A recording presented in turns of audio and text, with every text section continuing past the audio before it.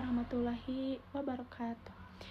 Pada kesempatan kali ini, saya akan memaparkan materi mengenai aksesibilitas fisik dan non-fisik dalam setting pendidikan inklusif. Materi ini membahas bagaimana sekolah dapat memberikan kesempatan belajar yang setara bagi semua peserta didik, termasuk peserta didik yang memiliki kebutuhan khusus, melalui penyediaan lingkungan yang mudah diakses, baik dari segi fisik maupun non-fisik. Oke, langsung saja ke pengertian.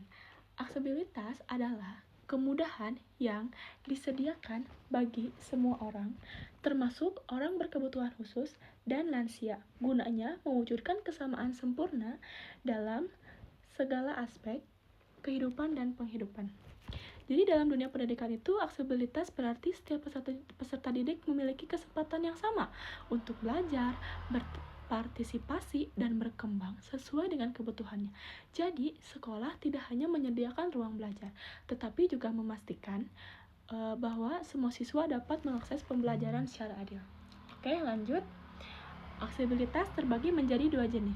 Yang pertama, aksesibilitas fisik, yaitu kemudahan yang berkaitan dengan lingkungan atau fasilitas sekolah. Contohnya seperti adanya jalur landai atau ramp, toilet yang ramah disabilitas, ruang kelas yang mudah dijangkau, dan pencahayaan yang baik.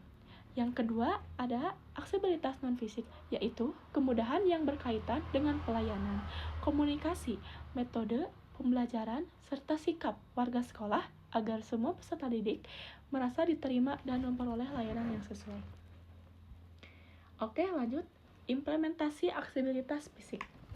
Dalam penerapannya, aksesibilitas fisik dapat dilakukan dengan menciptakan lingkungan belajar yang aman dan nyaman bagi semua peserta didik.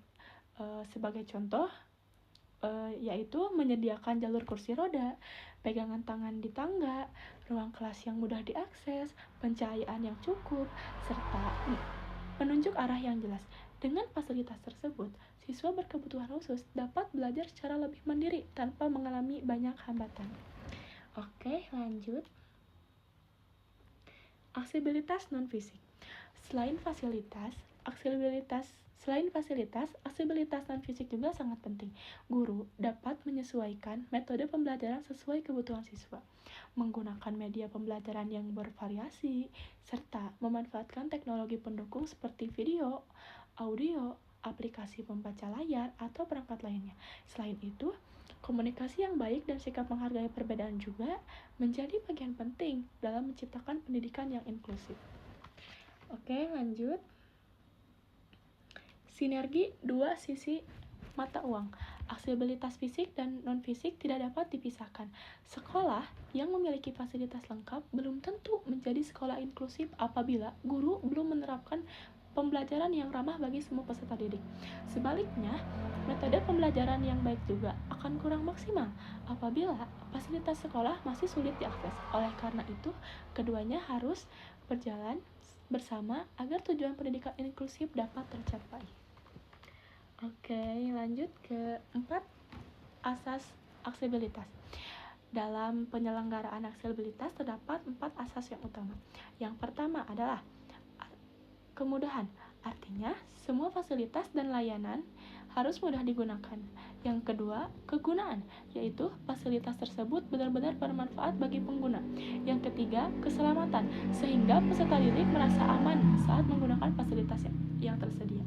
Dan yang terakhir yaitu kemandirian, yaitu memberikan kesempatan kepada peserta didik untuk melakukan aktivitas secara mandiri sesuai kemampuannya. Oke, lanjut.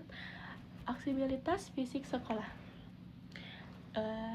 Beberapa contoh aksesibilitas fisik di sekolah antara lain menyediakan jalur landai atau ramp untuk pengguna kursi roda, pintu dan koridor yang cukup lebar, lantai yang tidak licin sehingga aman untuk digunakan, serta ruang kelas dan memiliki pencahayaan dan sirkulasi udara yang baik.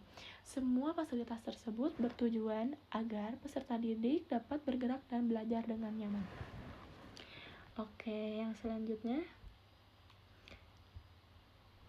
toilet dan Selain itu, sekolah juga perlu menyediakan toilet yang ramah disabilitas, area parkir khusus, kursi dan meja yang sesuai dengan kebutuhan peserta didik, serta tanda petunjuk atau informasi yang mudah dipahami. Dengan adanya fasilitas tersebut, peserta didik dapat mengikuti kegiatan sekolah dengan lebih mandiri. Lalu, aksesibilitas non-fisik di kelas. Di dalam kelas, guru dapat menciptakan aksesibilitas non-fisik melalui beberapa cara. Misalnya, dengan menggunakan berbagai metode pembelajaran, memberikan waktu tambahan bagi siswa yang membutuhkan, menggunakan bahasa yang mudah dipahami, memberikan pendampingan, serta menciptakan suasana kelas yang menghargai keberagaman. Lalu, guru juga perlu membangun komunikasi yang positif sehingga semua peserta didik merasa dihargai dan percaya diri untuk berpartisipasi. Oke,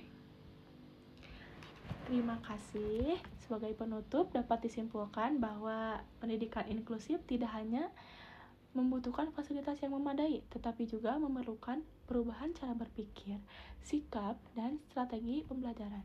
Dengan adanya aksesibilitas fisik dan non-fisik yang berjalan seimbang, setiap peserta didik akan memperoleh kesempatan belajar yang setara, nyaman, aman, dan bermakna. Terima kasih atas perhatian Bapak dan Ibu dan teman-teman semuanya. Maaf apabila ada kesalahan. Wassalamualaikum warahmatullahi wabarakatuh.